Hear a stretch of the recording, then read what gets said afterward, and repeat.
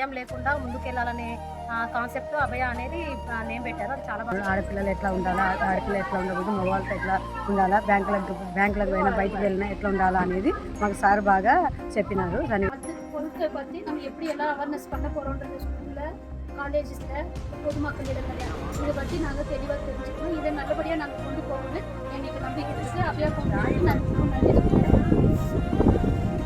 ఉన్న లైఫ్ కొన్ని రోజులన్నా మనము ఈ లైఫ్ని జీవించాలి అనేది నాకు ఇక్కడికి వచ్చినాక తెలిసింది.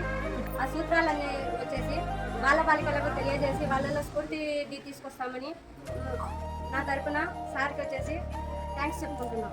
మాకు బాలచంద్ర స్వామీజీ గారు మాకు అన్ని విధాల తర్ఫీదు ఇచ్చి మమ్మల్ని ఒక ట్రాన్స్ఫర్మేషన్ తీసుకొచ్చారు. మాలో మంచి గుణగణాలు, ట్రైనింగ్ ఎలా అవ్వాలి, ఏంటి, కమ్యూనికేషన్ స్కిల్స్, పర్సనాలిటీ డెవలప్మెంట్ మొత్తం అసలు సమాజంలోకి వెళ్ళి అసలు మేము ఎలా జీవించాలన్నది ముందు మాకు నేర్పించి ఆ తర్వాత పిల్లలకి 3 lakhs పీపుల్కి స్టూడెంట్స్కి భవిత ట్రైనింగ్ ఇవ్వమని చెప్పి మా అందరినీ తర్ఫీదిచ్చి స్వామీజీ మమ్మల్ని తయారు చేయడం జరిగింది.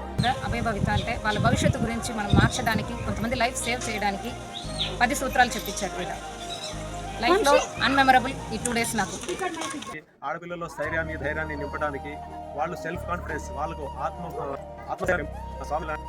కార్యక్రమాలు మనం స్త్రీలంతా కూడా ఎలా ఉండాలి, మనం కాపాడుకోవాలనేది నేను చాలా తెలుసుకున్నాను. ఇక్కడ వచ్చినందుకు చాలా థ్యాంక్స్.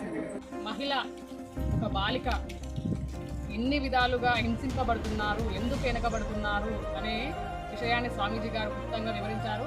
ఆ డెవలప్ కోసం చేయవలసినటువంటి విధులను నాకు ట్రైనింగ్ రూపంలో చెప్పడం జరిగింది. నాలోని లోపాలేంటి నేను తెలుసుకున్నాను. మహిళ ఏ విధంగా శిక్షించబడుతుంది, మహిళ తాను ఏ విధంగా రక్షింపబడాలి అనే విషయాన్ని నేను ఇక్కడ తెలుసుకున్నాను. నాకు నవభారత నిర్మాణానికై స్వామీజీ చేసేటువంటి కృషి అక్షరాల నిరూపిస్తాను. సాధ్యమైనంత వరకు నేను అభయ ఫౌండేషన్కి మరియు నా సమాజ అభివృద్ధికి నేను పాటుపడతానని నేను తెలియజేస్తున్నాను.